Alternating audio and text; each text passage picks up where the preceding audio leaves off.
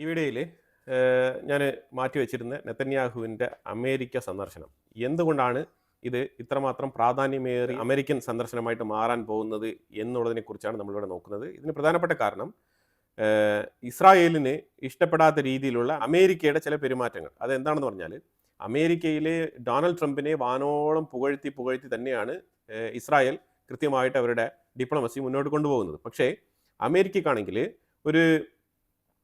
ഒരു സമാധാനം പുനഃസ്ഥാപിക്കാൻ വേണ്ടിയിട്ടുള്ള ഒരു മീഡിയേറ്ററെ പോലെ അഭിനയിക്കുന്ന അമേരിക്ക, അങ്ങനെ വേണമെങ്കിൽ നമുക്ക് പറയാം. കാരണം ഇവിടെ യഥാർത്ഥത്തിൽ സമാധാനം കൊണ്ടുവരാൻ വേണ്ടിയിട്ട് ട്രംപ് ഭരണകൂടം ശ്രമിക്കുന്നുണ്ടോ എന്ന് ചോദിച്ചു കഴിഞ്ഞാൽ ഇല്ല. അത് വളരെ വളരെ കൃത്യമായിട്ട് മനസ്സിലാക്കാൻ പറ്റുന്ന കാര്യങ്ങളാണ്. അതിന് ഇപ്പം അറബ് രാജ്യങ്ങളുടെ സൈഡിൽ നിന്നും, അതായത് ഈ ഗാസയെ പിന്തുണയ്ക്കുന്ന ഈജിപ്റ്റ്, അതുപോലെ തന്നെ തുർക്കി, അതുപോലെ ഖത്തർ, ഈ രാജ്യങ്ങളെല്ലാം കൃത്യമായിട്ട് ഇതിനെ വിലയിരുത്തുന്നത് ഇങ്ങനെയാണ്. അതായത് അമേരിക്ക ഒരു സൈഡിൽ, ഇറാൻ ഉൾപ്പെടെയാണ് ചേർത്ത് പറയുന്നത്, അമേരിക്ക ഒരു സൈഡിൽ ഇസ്രായേലിൻ്റെ ഉള്ളിൽ ആയുധങ്ങൾ കുന്നുകൂട്ടി ലോഡ് കണക്കിൽ ഇറക്കി കൂന കൂട്ടി വെച്ചിരിക്കുന്ന സാഹചര്യത്തിൽ എങ്ങനെയാണ് സമാധാനം കൊണ്ടുവരാൻ പോകുന്നത് എന്നുള്ള ചോദ്യമാണ് അവർ ചോദിക്കുന്നത്. ഓക്കെ, എനിവേ അതിൻ്റെ ഫാക്ട് നമുക്ക് നോക്കാം. ഇപ്പോൾ അതായത് ഇസ്രായേലിനെ സംബന്ധിച്ചിടത്തോളം ഇസ്രായേലിൻ്റെ സുരക്ഷ ഉറപ്പുവരുത്തിക്കൊണ്ട് മുന്നോട്ട് പോകുന്ന മാതൃകയിലാണ് ഇസ്രായേലിൻ്റെ കംപ്ലീറ്റ് ഡിഫൻസ് പ്രോഗ്രാം എല്ലാം. പക്ഷേ ഇവിടെ അമേരിക്ക അസ്വസ്ഥപ്പെടുന്നത് എന്തുകൊണ്ടാണെന്ന് പറഞ്ഞാൽ അമേരിക്ക വരച്ച വരയിൽ ഇസ്രായേൽ നിൽക്കുന്നില്ല. ഇതാണ് പ്രധാനപ്പെട്ട പ്രശ്നം. അതായത് ട്രംപ് വരെ നേരിട്ട് ഇസ്രായേലിൻ്റെ ഉള്ളിൽ പാർലമെൻറ്റിൽ എത്തുകയും കെനസറ്റിൽ വന്നിട്ട് ഇസ്രായേൽ പ്രൈം മിനിസ്റ്റർ നെതന്യാഹുവിനെ ഓപ്പണായിട്ട് സപ്പോർട്ട് ചെയ്തുള്ള പ്രഖ്യാപനങ്ങൾ നടത്തുകയും എല്ലാവിധ സഹകരണങ്ങളും ചെയ്തു കൊടുത്തിട്ട് മടങ്ങിപ്പോയതായിട്ടാണ് അമേരിക്ക വിചാരിക്കുന്നത്. പക്ഷേ ഇസ്രായേലിന് കുറച്ച് ഇൻകംപ്ലീറ്റ് ആയിട്ടുള്ള ഏരിയകളുണ്ട്. ആ ഏരിയ അഡ്രസ്സ് ചെയ്യാൻ അമേരിക്ക വിസമ്മതിക്കുന്നു. അതാണ് ഇവിടുത്തെ പ്രധാനപ്പെട്ട പ്രശ്നം. അപ്പോൾ അതിലിപ്പം നിലവിൽ ഇസ്രായേൽ തുടരെ ലെബനാൻ്റെ ഉള്ളിൽ നടത്തിക്കൊണ്ടിരിക്കുന്ന ആക്രമണം, ഇത് അമേരിക്കയ്ക്ക് താല്പര്യമില്ല. ഒന്നാമത്തെ കാര്യം. ട്രംപിന് പ്രത്യേകിച്ച് താല്പര്യമില്ല. കാരണം മാക്സിമം ഇസ്രായേലിന് കിട്ടേണ്ടതെല്ലാം കിട്ടിക്കഴിഞ്ഞു. ഇനി എന്തിനാണ് ചുമ്മാ വെറുതെ കിടന്ന് ആക്രമിക്കുന്നത്? എന്തെങ്കിലുമൊക്കെ തീവ്രവാദ ആക്രമണങ്ങൾ നടന്നാൽ അത് കഴിഞ്ഞിട്ട് പ്രതിരോധിച്ചാൽ പോരെ, അല്ലെങ്കിൽ പ്രതിഷേധിച്ചാൽ പോരെ എന്നുള്ളതാണ് അമേരിക്കയുടെ നിലപാട്. അപ്പോൾ ഇപ്പോൾ ഗാസയിൽ ഹമാസ് ആയുധം താഴെ വെക്കണോ ഇല്ലയോ എന്നുള്ളതിനെ കുറിച്ച് അവിടെ ചർച്ചയില്ല. ആയുധം താഴെ വെക്കണം എന്നുള്ളത് തന്നെയാണ് തീരുമാനം. പക്ഷേ അത് എപ്പോൾ വെക്കണം എന്നുള്ളതാണ് അമേരിക്ക തീരുമാനിക്കാതെ മുന്നോട്ട് പോകുന്നത്, എഴഞ്ഞ് മുന്നോട്ട് പോകുന്നത്. അമേരിക്ക വളരെ സ്ട്രോങ് ആയിട്ട് ഹമാസിൻ്റെ അടുത്ത് കൃത്യമായിട്ട് പറഞ്ഞു കഴിഞ്ഞാൽ കാര്യം നടക്കും. എഫക്റ്റീവായിട്ടുള്ള ഒരു ആക്ഷൻ എടുത്തു കഴിഞ്ഞാൽ കാര്യം നടക്കും. എന്തുകൊണ്ടാണ് ഇത്രമാത്രം എഴഞ്ഞ് പോകുന്നത്?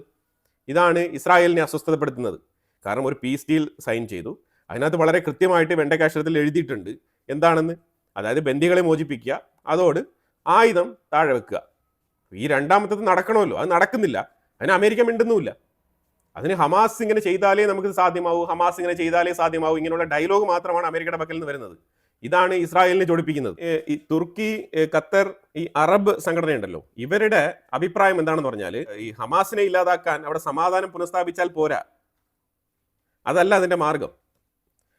ഹമാസിനെ ഇല്ലാതാക്കണം എന്നുണ്ടെങ്കിൽ ഇസ്രായേലിൻ്റെ മേളിൽ പ്രഷർ ഇടണം എന്നാണ് അവർ പറയുന്നത്. കാരണം ഇസ്രായേൽ അടങ്ങിയിരുന്നു കഴിഞ്ഞാൽ ഹമാസ് ഒതുങ്ങിയിരിക്കും എന്നുള്ളൊരു പോളിസിയാണ്, എന്നുള്ള നയമാണ് ഈ അറബ് രാജ്യങ്ങൾക്കുള്ളത്. അല്ലാതെ ഗാസയ്ക്കുള്ളിൽ സമാധാനം പുനഃസ്ഥാപിച്ചു കഴിഞ്ഞാൽ ഹമാസ് അടങ്ങിയിരിക്കുമോ ചോദിച്ചു കഴിഞ്ഞാൽ അടങ്ങിയിരിക്കില്ല. ഇസ്രായേലിന്റെ ആക്രമണങ്ങൾ നിർത്തിക്കഴിഞ്ഞാൽ ഒരു വിധത്തിൽ ഹമാസ് അടങ്ങിയിരിക്കും എന്നുള്ളതാണ് അവരുടെ അഭിപ്രായം.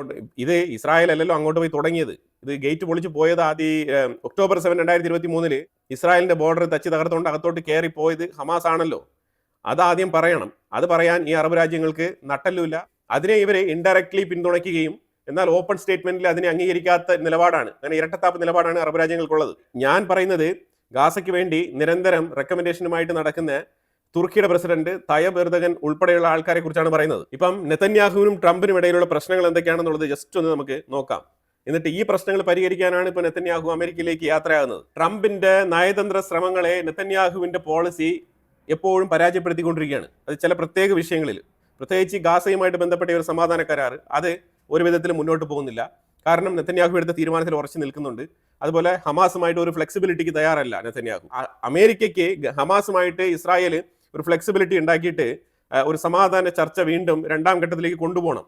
അതാണ് അമേരിക്ക ഉദ്ദേശിക്കുന്നത്. അതിന് ഇസ്രായേൽ ഒരു തടസ്സമാണ്, പ്രത്യേകിച്ച് നെതന്യാഹു. അതായത് ഈജിപ്തിൽ വെച്ചിട്ട്, ഷർമൽ ഷേഖിൽ വെച്ചിട്ട് ഗാസ പീസ് ട്രീറ്റി 1ാം ഘട്ടം ഒപ്പുവെച്ചതിന് ശേഷം ഹമാസിൽപ്പെട്ട ഇമ്പോർട്ടൻ്റ് ആയിട്ടുള്ള ലീഡേഴ്സിനെ ഇസ്രായേൽ വധിച്ചിട്ടുണ്ട്. ഇതാണ് ഹമാസ് ഒരു വയലേഷനായിട്ട് ചൂണ്ടിക്കാണിക്കുന്നത്. ഹമാസ് ആണെങ്കിൽ പുതിയ ലീഡറിനെ തിരഞ്ഞെടുക്കാൻ വേണ്ടിയിട്ടുള്ള തത്രപ്പാടിലാണ്. അവർ തമ്മിലുള്ള ഒരു മീറ്റിംഗ്, ഇലക്ഷൻസ്, ഒരു എക്സിക്യൂട്ടീവ് കമ്മിറ്റി മീറ്റിംഗ് ഒക്കെ നടത്തുന്നുണ്ട്. ഇനിയിപ്പോൾ ആരാണ് അടുത്ത ഇസ്രായേലിന്റെ ഇര എന്നുള്ളതാണ് അവർ തിരഞ്ഞെടുക്കുന്നത്. അത് അവർക്ക് തന്നെ അറിയാം. അവരവരുടെ നേതാവിനെ തിരഞ്ഞെടുക്കുകയാണ്. അതൊരു സൈഡിൽ നടക്കുന്നുണ്ട്.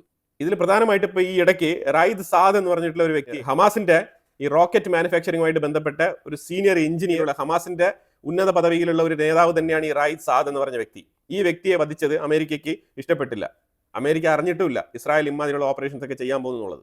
ഈ റായിദ് സാദിനെ കൊലപ്പെടുത്തിയതിനെ തുടർന്ന് ഇൻഡയറക്റ്റ് ആയിട്ട് ഇസ്ലാമിക രാജ്യങ്ങളെല്ലാം തന്നെ വൈറ്റ് ഹൗസിലേക്ക് വിളിച്ച് പരാതി പറഞ്ഞിട്ടുണ്ട്. നിങ്ങൾ നോക്കൂ, ഇസ്രായേൽ ഇപ്പോഴും അറ്റാക്ക് തുടർന്നുകൊണ്ടിരിക്കുകയാണ് എന്നുള്ള നിലയിലുള്ള സ്റ്റേറ്റ്മെന്റ് പറഞ്ഞിട്ടുണ്ട്. അപ്പോൾ ഇത് ട്രംപിന് ഇച്ചിരി ഷെയിംഫുൾ ആയിട്ട് തോന്നിയിട്ടുണ്ട്. അതിനെ തുടർന്ന് ബെഞ്ചമിൻ നെതന്യാഹുവിന് ഇൻഡയറക്റ്റ് ആയിട്ട് ട്രംപ് അഡ്മിനിസ്ട്രേഷൻ വാണിംഗ് കൊടുത്തിട്ടുണ്ടായിരുന്നു. അതായത് ഇനിയെങ്കിലും നിങ്ങൾ കുറച്ച് മൈൽഡായിട്ട് പെരുമാറണം, അല്ലെങ്കിൽ ഈ ഒരു യുദ്ധം അവസാനിക്കില്ല എന്നുള്ള നിലയിൽ അങ്ങനെ ഒരു മുന്നറിയിപ്പ് കൊടുത്ത സാഹചര്യത്തിലാണ് നെതന്യാഹു ഈ ഒരു വിസിറ്റ് പ്ലാൻ ചെയ്യുന്നത്. അതായത് എനിക്ക് നേരിട്ട് കാണണം, പല കാര്യങ്ങളും ഇതിനകത്ത് സംസാരിക്കേണ്ടതുണ്ട്, എന്നാൽ മാത്രമേ നമുക്ക് സെക്കൻഡ് ഫേസിലേക്ക് പോകാൻ പറ്റൂ എന്ന് നെതന്യാഹു തിരിച്ച് മറുപടി പറഞ്ഞ സാഹചര്യത്തിലാണ് നെതന്യാഹുവിന് അപ്പോയിന്റ്മെന്റ് കൊടുത്തത്. അപ്പോൾ ആ അപ്പോയിന്റ്മെന്റിലാണ് ഇപ്പോൾ നെതന്യാഹു പോകുന്നത്. കുറേ വിഷയങ്ങളിലേക്ക് കൺസെൻസസ് വരുത്താനുണ്ട്. അത് കഴിഞ്ഞാൽ മാത്രമേ ഗാസയുടെ 2ാം ഘട്ട സമാധാന കരാർ മുന്നോട്ട് പോവുകയുള്ളൂ. ഇല്ലാന്നുണ്ടെങ്കിൽ അത് തടസ്സപ്പെടും. അപ്പം അമേരിക്ക നിരന്തരം ഇസ്രായേലിനടുത്ത് പറയുന്നത് ഗാസയിലും ലെബനനിലും സൈനിക സമ്മർദ്ദം കുറയ്ക്കണം, ഈ ഒരു മിലിറ്ററി പ്രഷർ ഇച്ചിരി കുറയ്ക്കണം, അവിടെ അത്രമാത്രം ആക്രമണങ്ങൾ നടത്തേണ്ടതില്ല എന്നുള്ളതാണ് അമേരിക്കയുടെ നിലപാട്. പക്ഷേ അത് സൗദി അറേബ്യയും കൂടി അവിടെ പ്രഷർ ചെയ്യുന്നുണ്ട് അമേരിക്കയിലോട്ട്. കാരണം സൗദി അറേബ്യയും അമേരിക്കയും $1 ട്രില്യൺ ഇൻവെസ്റ്റ്മെന്റുമായിട്ട് ബന്ധപ്പെട്ട് നല്ല ബോണ്ടിങ്ങിലാണ്. അപ്പോൾ ആ $1 ട്രില്യൺ എന്തെങ്കിലും നഷ്ടം വന്നു കഴിഞ്ഞാൽ ട്രംപ് സഹിക്കില്ല. അപ്പോൾ അതുകൊണ്ട് നെതന്യാഹുവിനെ കുറച്ച് നീച്ചിരി അടങ്ങിയിരിക്കൂ എന്നൊക്കെ പറയുന്നുണ്ട്. പക്ഷെ നെതന്യാഹു അത് കേൾക്കാൻ കൂട്ടാക്കുന്നില്ല എന്നുള്ളതാണ് ട്രംപിനെ വിഷമത്തിലാക്കുന്നത്. അപ്പോൾ അതുപോലെ നെതന്യാഹു സീസ് ഫയർ ശ്രമങ്ങൾ മനഃപൂർവ്വം വൈകിപ്പിക്കുന്നു എന്നുള്ള രീതിയിലുള്ള പരാതിയും അമേരിക്കയ്ക്കുണ്ട്. അപ്പം നെതന്യാഹുവിന്റെ ഈ രീതിയിലുള്ള ആക്രമണങ്ങളെ തുടർന്ന് ഈജിപ്ത്, തുർക്കി, ഖത്തർ, UAE, സൗദി അറേബ്യ ഇത്രയും രാജ്യങ്ങളും ഞങ്ങൾ ഈ ഒരു ISF ഇന്റർനാഷണൽ സ്റ്റെബിലൈസേഷൻ ഫോഴ്സ് എന്ന് പറഞ്ഞ ആ ഒരു തേർഡ് പാർട്ടി ഫോഴ്സിന് ഞങ്ങൾ പാർട്ടിസിപ്പേറ്റ് ചെയ്യുന്നില്ല എന്നുള്ള നിലപാടാണ് ഇപ്പോൾ എടുത്തത്. അതിനെ തുടർന്നാണ് അമേരിക്ക റാപ്പിഡ് ആയിട്ടുള്ള ഒരു മൂവ്മെന്റിലേക്ക് ഇറങ്ങിയിരിക്കുന്നത്. ഇപ്പം ഞാൻ മേൽപ്പറഞ്ഞ രാജ്യങ്ങളെല്ലാം തന്നെ ISF-ൽ ഞങ്ങൾ പാർട്ടിസിപ്പേറ്റ് ചെയ്യുന്നില്ല എന്ന് പറഞ്ഞു ആദ്യം. പിന്നെ 2 ആഴ്ച കഴിഞ്ഞപ്പോഴത്തേക്ക് ഇപ്പോൾ ലേറ്റസ്റ്റ് ആയിട്ട് അവർ പറഞ്ഞുകൊണ്ടിരിക്കുന്നത് ISF ഗാസയ്ക്കുള്ളിൽ വേണ്ട എന്നുള്ള അഭിപ്രായമാണ് ഇപ്പം ഈജിപ്ത് ഉൾപ്പെടെയുള്ള രാജ്യങ്ങൾ പറഞ്ഞുകൊണ്ടിരിക്കുന്നത്. അതിനവർ കാരണമായിട്ട് ചൂണ്ടിക്കാണിക്കുന്നത് ഇസ്രായേൽ ഇങ്ങനെ തുടർച്ചയായിട്ട് ആക്രമണങ്ങൾ നടത്തിക്കൊണ്ടിരിക്കുന്നത് പറഞ്ഞ വാക്കിൽ ഉറപ്പിച്ച് നിൽക്കുന്നില്ല. അതുപോലെ തന്നെ അവിടെ ഹ്യൂമാനിറ്റേറിയൻ എയ്ഡുമായിട്ട് ബന്ധപ്പെട്ട കാര്യങ്ങളൊക്കെ തടസ്സപ്പെടുന്നു. അതായത് ഇസ്രായേലിന്റെ ആക്രമണം കൊണ്ടാണ് തടസ്സപ്പെടുന്നത് എന്നുള്ള ക്ലെയിമാണ് ഇവർ വെക്കുന്നത്.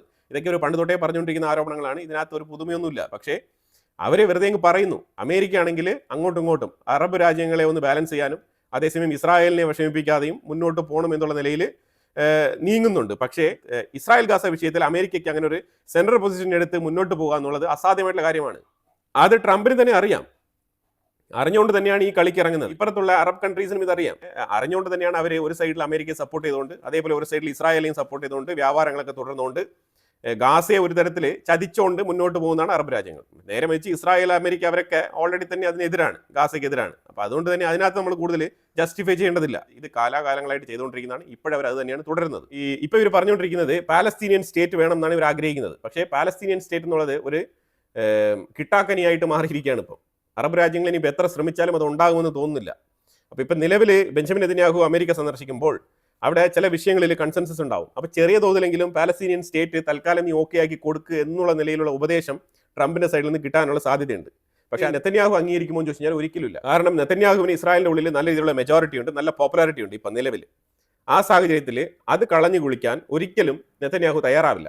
ഇപ്പോൾ പാലസ്തീനിയൻ സ്റ്റേറ്റ് എന്ന് പറഞ്ഞിട്ട് ഇസ്രായേലിന്റെ ഉള്ളിൽ പോയി പറയുകയാണെന്നുണ്ടെങ്കിൽ നെതന്യാഹുവിന്റെ പോപ്പുലാരിറ്റി ചെറുപ്രാന്നങ്ങ് ഇടിഞ്ഞ് താഴേക്ക് വരും. നെതന്യാഹു ഒരിക്കലും അതിന് തയ്യാറല്ല.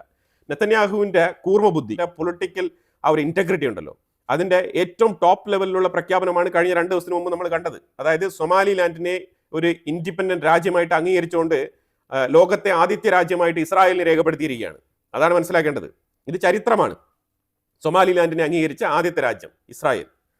അപ്പൊ ആ നേട്ടം ഇപ്പൊ നിങ്ങൾ നോക്കൂ. ഇപ്പം അറബ് രാജ്യങ്ങളെല്ലാം കൂടി, അതേപോലെ ഈ നോർത്ത് ആഫ്രിക്കൻ സ്റ്റേറ്റ് ആയിട്ട് കിടക്കുന്ന കുറെ ഇസ്ലാമിക രാജ്യങ്ങളുണ്ട്, അവരെല്ലാവരും കൂടി ഇപ്പൊ ഭയങ്കരമായിട്ടുള്ള ചർച്ചയാണ്. ഈ ഓർഗനൈസേഷൻ ഓഫ് ഇസ്ലാമിക് കൺട്രീസ് ഉണ്ടല്ലോ, OIC, അതിപ്പോൾ വിളിച്ചു കൂട്ടാൻ വേണ്ടിയിട്ട് തയ്യാറാവുകയാണ് എമർജൻസി ആയിട്ട്. ഡൊണാൾഡ് ട്രംപും നെതന്യാഹുവും തമ്മിലുള്ള മീറ്റിങ്ങിനാണ് ഇപ്പോൾ ഇവർ കാത്തിരിക്കുന്നത്. അത് കഴിഞ്ഞാൽ സൗദി അറേബ്യയിലെ അംബാസിഡർ കൃത്യമായിട്ട് അമേരിക്കയുമായിട്ട് കമ്മ്യൂണിക്കേറ്റ് ചെയ്തിട്ട് എന്താണ് നിലപാട്, പ്രത്യേകിച്ച് സൊമാലിലാൻഡുമായിട്ട് ബന്ധപ്പെട്ട് എന്താണ് നിലപാട്, ഇതറിയാനാണ് അവർക്ക് താല്പര്യം. അപ്പോൾ ഇപ്പോൾ ഈ സൊമാലിലാൻഡ് ഇസ്രായേൽ പ്രഖ്യാപിച്ചതും ഈ അറബ് രാജ്യങ്ങളുടെ ഇൻവെസ്റ്റ്മെന്റിനെ ബാധിക്കും. എവിടെ? അമേരിക്കയിലേക്കുള്ള ഇൻവെസ്റ്റ്മെന്റിന്. ഞാനൊരു വീഡിയോ ചെയ്തിട്ടുണ്ടായിരുന്നു, $1 ട്രില്യൺ ഡിപ്ലോമസി. അതാണ് നിങ്ങൾ മനസ്സിലാക്കേണ്ടത്. ഇതെല്ലാം തന്നെ ട്രംപിന്റെ $1 ട്രില്യൺ ഡിപ്ലോമസിയെ ബാധിക്കുന്ന വിഷയങ്ങളാണ് നെതന്യാഹു ചെയ്തുകൊണ്ടിരിക്കുന്നത്. അതാണ് നെതന്യാഹുവിനെ വിളിച്ച് ഉപദേശിക്കാൻ വേണ്ടി തീരുമാനിച്ചത്. ഇപ്പൊ ഈ സൊമാലിലാൻഡുമായിട്ട് ബന്ധപ്പെട്ടെടുത്ത തീരുമാനവും അമേരിക്കയ്ക്ക് പിടിച്ചിട്ടില്ല. അമേരിക്ക അതിൽ ന്യൂട്രൽ നിലപാടാണ് എടുത്തിരിക്കുന്നത്. ഒരു കമന്റ് പാസ്സാക്കിയിട്ടില്ല. അതിന്റെ ഡ്യൂ, അതായത് ആ തീരുമാനത്തിൽ പങ്ക് ഞങ്ങൾക്കില്ല, നോ ഡ്യൂസ് എന്നാണ് പറഞ്ഞിരിക്കുന്നത്. അതായത് നെതന്യാഹുവിന്റെ ആ പ്രഖ്യാപനത്തിൽ ഞങ്ങൾക്ക് പങ്കില്ല എന്നാണ് പറഞ്ഞിരിക്കുന്നത്. അതിന്റെ മെസ്സേജ് വളരെ ക്ലിയർ ആണ്. അതുകൊണ്ട് അറബ് രാജ്യങ്ങൾ പാനിക്കാവേണ്ട ആവശ്യമില്ല, അമേരിക്ക ഈ വിഷയം ഏറ്റെടുക്കുന്നില്ല എന്നുള്ളതാണ് ആ മെസ്സേജ്. പക്ഷേ നെതന്യാഹു കൊടുക്കുന്ന പണികൾ ഓരോന്നും വൻ പണിയാണ്. ആ പണി എങ്ങനെ മറികടക്കാം എന്നുള്ളതിനെ കുറിച്ച് ചർച്ച നടത്താനാണ് ഇപ്പം നെതന്യാഹു അങ്ങോട്ട് പോകുന്നത്. അറബ് രാജ്യങ്ങളുടെ ദയനീയ അവസ്ഥയൊന്ന് നോക്കൂ. പണമുണ്ട്, സൈന്യമില്ല. ISF വേണ്ടി വന്നാൽ അവർ ഫണ്ട് കൊടുക്കും. അതിലുപരിയായിട്ട് അവർക്കൊന്നും തന്നെ ചെയ്യാനില്ല എന്നുള്ളതാണ്. കാരണം അവിടെ നേട്ടമില്ല. ഈ പാകിസ്ഥാൻ, അസർബൈജാൻ, ഇന്തോനേഷ്യ ഇതുമായിട്ട് ബന്ധപ്പെട്ട ആ ഒരു ഇന്റർനാഷണൽ സ്റ്റെബിലൈസേഷൻ ഫോഴ്സുമായിട്ട് ചേർന്ന് പ്രവർത്തിക്കാൻ തയ്യാറല്ല. അവരവരുടെ നിലപാട് വ്യക്തമായിട്ട് പറഞ്ഞു കഴിഞ്ഞു. പക്ഷേ നിങ്ങൾ പരമാവധിയുള്ള എല്ലാ ഇസ്ലാമിക് രാജ്യങ്ങളുടെയും ലിസ്റ്റ് എടുത്ത് നോക്കൂ. ഈജിപ്തിന് മാത്രമാണ് ഏതാണ്ട് കുറച്ച് സോൾജേഴ്സ് ഉള്ളത്. പിന്നെ തുർക്കി നിർത്തണം, അവർ രണ്ടുപേരും മാറ്റി നിർത്തണം. ഇവർ രണ്ടുപേരും അവരുടെ സോൾജേഴ്സിനെ അയക്കില്ല. അയച്ചു കഴിഞ്ഞാൽ അവിടെ ആ രാജ്യത്തിന്റെ ഉള്ളിൽ ഇന്റർണൽ പ്രൊട്ടസ്റ്റ് അവിടെ ഉയരും. അതാണ് പ്രധാനമായിട്ട് മനസ്സിലാക്കേണ്ടത്. ട്രംപ് ഇപ്പോൾ ഇവർ ISF വെച്ചിട്ട് എന്താണ് ഉദ്ദേശിക്കുന്നത് പറഞ്ഞാൽ, ട്രംപ് ആയിക്കോട്ടെ അതേപോലെ തന്നെ ഇസ്രായേൽ ആയിക്കോട്ടെ, ഈ ISF അവർ ഹയർ ചെയ്ത് കൊണ്ടുവരുന്നത് തന്നെ ഈ ഹമാസിനെ ഇല്ലാതാക്കാനാണ്. അതാണ് ആദ്യം മനസ്സിലാക്കേണ്ടത്. പറഞ്ഞ് സുഖിപ്പിച്ച് ഇങ്ങ് കൊണ്ടുവരികയാണ്, അത്രേ ഉള്ളൂ. അതായത് നമ്മളുടെ ലക്ഷ്യം ഇവിടെ സമാധാനം കൊണ്ടുവരിക എന്നുള്ളതാണ്, അല്ലാതെ ഹമാസിനെതിരല്ല എന്നൊക്കെ പറഞ്ഞുകൊണ്ട് കൊണ്ടുവരിക എന്നുള്ളതാണ് അവരുടെ ലക്ഷ്യം. പക്ഷേ ഇതിനകത്ത് ഡൗട്ട്ഫുൾ ആയിട്ടുള്ള ഒരേ ഒരു പാർട്ടി പാകിസ്ഥാനാണ്. അതിന്റെ തിരിച്ചടി ഇസ്രായേലിന് അമേരിക്കയ്ക്ക് വൈകാതെ തന്നെ കിട്ടും, അത് ഉറപ്പായിട്ടുള്ള കാര്യമാണ്. പിന്നെ ഈ ആയുധരഹിതമാക്കുക എന്നുള്ളതൊക്കെ വെറും വാക്കാണ്. അവിടെ ആയുധരഹിതമാക്കാനൊന്നും പറ്റത്തില്ല. ഹമാസിന്റെ കയ്യിലുള്ള തോക്കൊക്കെ ഇവരെങ്ങനെയാണ് പിടിച്ചു വാങ്ങിക്കാൻ പോകുന്നത്? അതൊന്നും നടക്കുന്ന കാര്യങ്ങളല്ല. അതൊക്കെ വെറും ഡെർമിസ് ലെവൽ സ്റ്റേറ്റ്മെന്റുകൾ മാത്രമാണ്. അത് പാകിസ്ഥാൻ തന്നെ ഗാസയുമായിട്ട് ബന്ധപ്പെട്ട വിഷയത്തിൽ അവരുടെ നിലപാട് ഓൾറെഡി തന്നെ വ്യക്തമാക്കിയിട്ടുണ്ട്. അതായത് ഞങ്ങൾ ഹമാസിനെതിരല്ല, ഞങ്ങളൊരു ഹൈബ്രിഡ് ആണ്. ജസ്റ്റ് അവിടെ സമാധാനം കൊണ്ടുവരാൻ, അവിടുത്തെ പ്രൊട്ടക്ഷൻ ഇതൊക്കെ ഉറപ്പുവരുത്താൻ വേണ്ടിയിട്ട് ഒരു സെക്യൂരിറ്റി ഫോഴ്സ് എന്നുള്ള നിലയിൽ അവർ പ്രവർത്തിക്കും. അതിലുപരിയായിട്ട് ഹമാസിനെതിരെ അവരെ കൊണ്ട് പൊരുതാനാവില്ല എന്നുള്ളതാണ് അവരുടെ നിലപാട്. അതാണ് അവരുടെ സേഫ് സോൺ. കാരണം അവരുടെ രാജ്യത്തിൽ ശരിക്കും പറഞ്ഞാൽ പാകിസ്ഥാന്റെ ഉള്ളിൽ അവർക്ക് ശക്തമായ രീതിയിലുള്ള പ്രതിപക്ഷമില്ല. അപ്പോൾ അതുകൊണ്ട് പാകിസ്ഥാൻ എന്തും കാണിക്കാം എന്നുള്ള അവസ്ഥയിലാണ്. പക്ഷേ അതേസമയം പാകിസ്ഥാന്റെ ഉള്ളിൽ നിന്നും അസീം മുനീറിനെതിരെ ചില സ്റ്റേറ്റ്മെന്റുകളൊക്കെ വരുന്നു. ഗാസ സമാധാന കരാറിന് പിന്തുണ, അതേപോലെ അബ്രഹാം അക്കോർഡിനെ സപ്പോർട്ട് ചെയ്യുന്നു എന്നുള്ള രീതിയിലാണ് അവരുടെ സ്റ്റേറ്റ്മെന്റും നിലപാടും. നെതന്യാഹുവിന്റെ സന്ദർശനം കഴിഞ്ഞ് കഴിഞ്ഞാൽ അടുത്ത ഉടനെ തന്നെ അസീം മുനീറിന് ഒരു അപ്പോയിന്റ്മെന്റ് അമേരിക്ക കൊടുക്കാനുള്ള സാധ്യതയുണ്ട്. അസീം മുനീർ ഉടനെ തന്നെ അമേരിക്കയിലേക്ക് യാത്ര നടത്താനുള്ള സാധ്യതകളാണ് കാണുന്നത്. അത് വേറൊന്നും കൊണ്ടല്ല, അസീം മുനീർ ഈ ISF എന്ന് പറഞ്ഞ ഈ ഒരു സ്റ്റെബിലൈസേഷൻ ഫോഴ്സിന്റെ നേതൃത്വ നിരയിലേക്ക് വരാനുള്ള സാധ്യതയുണ്ട്. അങ്ങനെയും വാർത്തകൾ വരുന്നുണ്ട്. കാരണം അസീം മുനീറിനെ ചോദിക്കാനും പറയാൻ അവിടെ ആൾക്കാരില്ല. ഈ ചെറിയ നേതാക്കൾ അവിടെ ഇരുന്നുകൊണ്ട് അസീം മുനീറിനെതിരെ എന്തെങ്കിലും പറഞ്ഞതുകൊണ്ട് ഒന്നും ആവാൻ പോകുന്നില്ല. എതിർത്ത് ചോദിക്കാനും കപ്പാസിറ്റി ഉള്ള ഒരു നേതാവ് ഇമ്രാൻഖാനാണ്. അയാളെ പിടിച്ച് ജയിലിട്ടിരിക്കുകയാണ്. അപ്പോൾ അതുകൊണ്ട് തന്നെ അസീം മുനീറിനെ എന്ത് വേണേലും കാണിക്കാം എന്നുള്ള അവസ്ഥയിലാണ് പാകിസ്ഥാൻ ഇപ്പം ഉള്ളത്. ISF കംപ്ലീറ്റ് കാര്യങ്ങളും സെൻകോം നിയന്ത്രിക്കും എന്നാണ് പറയുന്നത്. അമേരിക്കയുടെ സെൻകോം ആയിരിക്കും ഈ ISF കംപ്ലീറ്റ് കാര്യങ്ങളും നിയന്ത്രിക്കുന്നത്. സെൻകോം അറിയാലോ, US സെൻട്രൽ കമാൻഡ് യൂണിറ്റ്. ഇരിക്കുന്നത് DDR എന്നാണ് ഈ ISF ലക്ഷ്യം. എന്താണ് DDR? ഡിസാമെന്റ്, ഡീമൊബലൈസേഷൻ, റീഇൻറ്റഗ്രേഷൻ. ഇതാണ് ഈ 3 വിഷയങ്ങൾ. ഇതാണ് DDR എന്ന് പറയുന്നത്. ISF എന്ന് പറഞ്ഞ ടീമിനെ വെച്ച് ഇത് നടപ്പിലാക്കാനാണ് അമേരിക്ക ശ്രമിക്കുന്നത്. അമേരിക്ക നേരിട്ട് ഗാസയിൽ ഇറങ്ങണം, അതാണ് അവർക്ക് വേണ്ടത്. അപ്പോൾ അമേരിക്ക ഇപ്പോൾ ഉദ്ദേശിക്കുന്നത് പറഞ്ഞാൽ ISF എന്ന് പറഞ്ഞ ഈ ഒരു ടീമിനെ, അമേരിക്കൻ നേതൃത്വത്തിലുള്ള ടീമിനെ സെൻകോമിന്റെ കൺട്രോളിൽ ഗാസയ്ക്കുള്ളിൽ ഇറക്കി വിട്ടിട്ട് ആ ഇറക്കിയതിന് ശേഷം സെക്കൻഡ് ഫേസ് ചർച്ച നടത്താമെന്നാണ് അമേരിക്ക തീരുമാനിച്ചിരിക്കുന്നത്. അത് രണ്ടാം ഘട്ട ചർച്ചയ്ക്ക് തുടക്കം കുറിക്കുക. അതിനോടൊപ്പം ഈ ISF എന്ന് പറഞ്ഞ ഈ ഒരു ഫോഴ്സിനെ അവിടെ ഡിപ്ലോയ് ചെയ്യുക, അമേരിക്ക കൃത്യമായിട്ട് ഗാസയെ മോണിറ്റർ ചെയ്യുക, അതും സെൻട്രൽ കമാൻഡ് യൂണിറ്റ് വഴി. അപ്പം ഏത് മൊമെന്റിലാണോ ഹമാസ് അവിടെ പരാജയപ്പെടുന്നത്, അതായത് ഈ ഒരു നെഗോസിയേഷനിൽ പരാജയപ്പെടുന്നത്, ആ മൊമെന്റിൽ തൂത്തുപറക്കി അങ്ങ് അറ്റാക്ക് ചെയ്യുക എന്നുള്ളതാണ് അമേരിക്കയുടെ പദ്ധതി. ഇതിന് ഇസ്രായേലിന് സമ്മതമാണോ ഇല്ലയോ എന്നുള്ളതാണ് നെതന്യാഹു കൊടുക്കേണ്ട മറുപടി. ഇതാണ് നെതന്യാഹുവിനോട് ചോദിക്കാൻ പോകുന്നത്. ഈ ചോദ്യത്തിനുള്ള മറുപടി നെതന്യാഹു കൊടുക്കണം. ഓക്കെ, ലെറ്റ്സ് ഡു ഇറ്റ് എന്ന് പറഞ്ഞു കഴിഞ്ഞാൽ തീർന്ന്. ഇപ്പോൾ ISF എന്ന് പറഞ്ഞ ഈ ഒരു സ്റ്റെബിലൈസേഷൻ ഫോഴ്സിനെ തന്നെ അവിടെ ഇറക്കാൻ നെതന്യാഹുവിന് ബുദ്ധിമുട്ടുണ്ട്. ഇവിടെയും ചില കമ്മ്യൂണിക്കേഷൻ ഗ്യാപ്പാണിത്. അപ്പോൾ ഈ പ്രവൃത്തി എങ്ങനെ നടത്തണം, നെക്സ്റ്റ് സ്റ്റെപ്പിലോട്ട് എങ്ങനെ പോകണം എന്നുള്ളതാണ് ഇപ്പോഴത്തെ കൺഫ്യൂഷൻ. കാരണം ഹമാസ് ഇപ്പോഴും ആയുധം കയ്യിൽ വെച്ചുകൊണ്ടിരിക്കുകയാണ്. അപ്പോൾ ഒരു വാക്കിന് വിലയില്ല എന്നുള്ള നിലയിലായിപ്പോവും. അഥവാ ഇസ്രായേൽ ഇതിനെ അംഗീകരിച്ച് മുന്നോട്ട് സെക്കൻഡ് ഫേസിലേക്ക് പോയി കഴിഞ്ഞാൽ. അതാണ് ഇപ്പോൾ ഇതിനകത്ത് ഏറ്റവും വലിയൊരു ക്രൂഷ്യലായിട്ടുള്ള ഒരു വിഷയം. ആ പോയിന്റിലാണ് ഇപ്പോൾ സ്ട്രക്കായി നിൽക്കുന്നത്. അപ്പോൾ ഹമാസ് വിചാരിക്കില്ലേ, അപ്പോൾ നമ്മൾ എന്ത് പറഞ്ഞാലും ഇവർ അംഗീകരിക്കും, കുഴപ്പമൊന്നുമില്ല, നമ്മൾ ഡിസാം ചെയ്യേണ്ട ആവശ്യമൊന്നുമില്ല എന്നുള്ള രീതിയിലുള്ള ഒരു പോസിറ്റീവ് ആറ്റിറ്റ്യൂഡ്. അതാണ് ഹമാസിന് അങ്ങനെ നമ്മൾ വഴങ്ങുകയാണെന്നുണ്ടെങ്കിൽ അവർക്ക് കൊടുക്കുന്ന മെസ്സേജ്. അതുകൊണ്ടാണ് ബെഞ്ചമിൻ നെതന്യാഹു ഈ ഒരു വിഷയത്തിൽ ഒരു തീരുമാനം എടുക്കാതെ ഇങ്ങനെ സ്റ്റോപ്പായി നിൽക്കുന്നത്. പല ഇസ്ലാമിക രാജ്യങ്ങളുടെയും നേതാക്കൾ അമേരിക്കയോടൊപ്പമാണ്, ഇസ്രായേലിനൊപ്പമാണ്. പക്ഷേ ഈ രാജ്യങ്ങളിലുള്ളിലുള്ള പരമാവധി ജനങ്ങൾ അവർ പാലസ്തീനോടൊപ്പമാണ്. ഇതാണ് ഈ ഇസ്ലാമിക രാജ്യങ്ങൾ ഫേസ് ചെയ്യുന്ന പ്രശ്നം. അപ്പോൾ ഈ നേതാക്കളെല്ലാം അമേരിക്കയോടൊപ്പം മീറ്റിംഗ് വെക്കുമ്പോഴത്തേക്കും ഒരു ടൈപ്പിൽ സംസാരിക്കുന്നുണ്ട്, അതേസമയം അവരുടെ രാജ്യത്തിനുള്ളിൽ ചെല്ലുമ്പോഴത്തേക്കും വേറെ രീതിയിൽ സംസാരിക്കുന്നുണ്ട്. ഇതാണ് അറബ് രാജ്യങ്ങളുടെ പ്രശ്നം. ഹമാസിന്റെ നിലപാട് വളരെ വ്യക്തമാണ്. ഹമാസ് പാലസ്തീൻ എന്ന് പറഞ്ഞൊരു രാജ്യം ഉണ്ടാവണം എന്നുള്ളതിൽ വളരെ വളരെ ഉറച്ച തീരുമാനമെടുത്തിരിക്കുന്ന ഒരു സംഘടനയാണ്. കാരണം അവർക്ക് അതാണ് ബേസ്. ആ ബേസ് ഉണ്ടെങ്കിൽ അവർക്ക് പ്രവർത്തിക്കാൻ പറ്റുള്ളൂ. ചുമരില്ലാതെ ചിത്രം എഴുതാൻ പറ്റില്ല എന്ന് പറയുന്ന കണക്കാണ് ഹമാസിന് ഈ ഒരു പാലസ്തീൻ എന്ന് പറഞ്ഞ ആ ഒരു സ്റ്റേറ്റ് വേണം എന്നുള്ള ആ ഒരു നിലപാട്. അതാണ് മനസ്സിലാക്കേണ്ടത്. അവരുടെ ബേസിക് ആണത്. അപ്പോൾ അതുകൊണ്ട് അത് അവർ ആവശ്യപ്പെട്ടുകൊണ്ടേയിരിക്കും. ഇപ്പോൾ ഇതുവരെ ഹമാസുമായിട്ട് നടത്തിയ ചർച്ചയിൽ ഹമാസ് പറഞ്ഞിരിക്കുന്നത് പാലസ്തീൻ എന്ന് പറഞ്ഞ ഒരു സ്റ്റേറ്റ് ഹുഡ് നിങ്ങൾ നിർമ്മിക്കുന്നു എന്നെങ്കിൽ മാത്രം ഞങ്ങൾ ആയുധം താഴെ വെക്കാം എന്നാണ് ഹമാസ് ഇപ്പോൾ ലാസ്റ്റ് പറഞ്ഞിരിക്കുന്നത്. അപ്പോൾ ഇതാണ് ഞാൻ പറഞ്ഞത്, നെതന്യാഹുവിൻ്റെ മുന്നിൽ പല ഓപ്ഷൻസ് അമേരിക്ക വെക്കും. അതിലൊന്ന് ഇനി ചെറുതായിട്ടെങ്കിലും ഒരു പാലസ്തീനിയൻ സ്റ്റേറ്റിന് ഒരു അംഗീകാരം കൊടുക്കും, എന്നിട്ട് നമുക്ക് അവരെ ആയുധം താഴെ വെപ്പിക്കാം, എന്നിട്ട് നമുക്ക് മുന്നോട്ട് പോകാം. അതല്ലാന്നുണ്ടെങ്കിൽ ISF എന്ന് പറഞ്ഞ ഒരു ഫോഴ്സിനെ അവിടെ ഇംപ്ലിമെൻറ്റ് ചെയ്യാനുള്ള പെർമിഷൻ ഈ അമേരിക്കയ്ക്ക് ഇതാ, ഞങ്ങൾ ഫോഴ്സിനെ അവിടെ ഡിപ്ലോയ് ചെയ്യാം, എന്നിട്ട് നെഗോസിയേഷൻ ചർച്ചയിലേക്ക് പോകാം.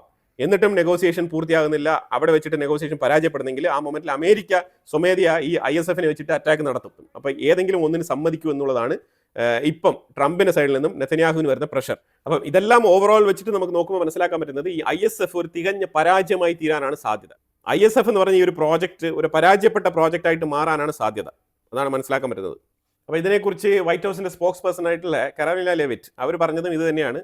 സമാധാനത്തിനായുള്ള ചർച്ചകൾക്ക് വേണ്ടിയിട്ടുള്ള ആ ഒരു ഓപ്പൺ ഡോർ പോളിസി അമേരിക്ക എപ്പോഴും തുറന്നു തന്നെയാണ് വെച്ചിരിക്കുന്നത്. പല നേതാക്കളുമായിട്ടും അമേരിക്കൻ ഭരണകൂടം പലപ്പോഴായിട്ട് ചർച്ചകൾ നടത്തിക്കൊണ്ട് തന്നെയാണ് ഇരിക്കുന്നത്. അപ്പോൾ ഗാസയിലെ പീസ് സമ്മിറ്റുമായിട്ട് ബന്ധപ്പെട്ട വിഷയത്തിൽ ഇസ്രായേൽ പ്രൈം മിനിസ്റ്റർ ബെഞ്ചമിൻ നെതന്യാഹുമായിട്ട് ഒരു ചർച്ചയ്ക്ക് ശേഷം ട്രംപും നെതന്യാഹുവും കൂടി ഒരുമിച്ചിട്ട് ഒരു തീരുമാനം പ്രഖ്യാപിക്കും എന്നാണ് പറഞ്ഞിരിക്കുന്നത്. ഇതാണ് നിലവിലെ നെതന്യാഹുവിൻ്റെ അമേരിക്കൻ വിസിറ്റുമായിട്ട് ബന്ധപ്പെട്ട ഒരു അപ്ഡേറ്റ്. അപ്പം ഇതിനെക്കുറിച്ചുള്ള അഭിപ്രായങ്ങൾ കമന്റ് ബോക്സിൽ രേഖപ്പെടുത്തുക. കൂടുതൽ വാർത്തകളുമായിട്ട് അടുത്ത വീഡിയോയിൽ വരാം. Thank you so much.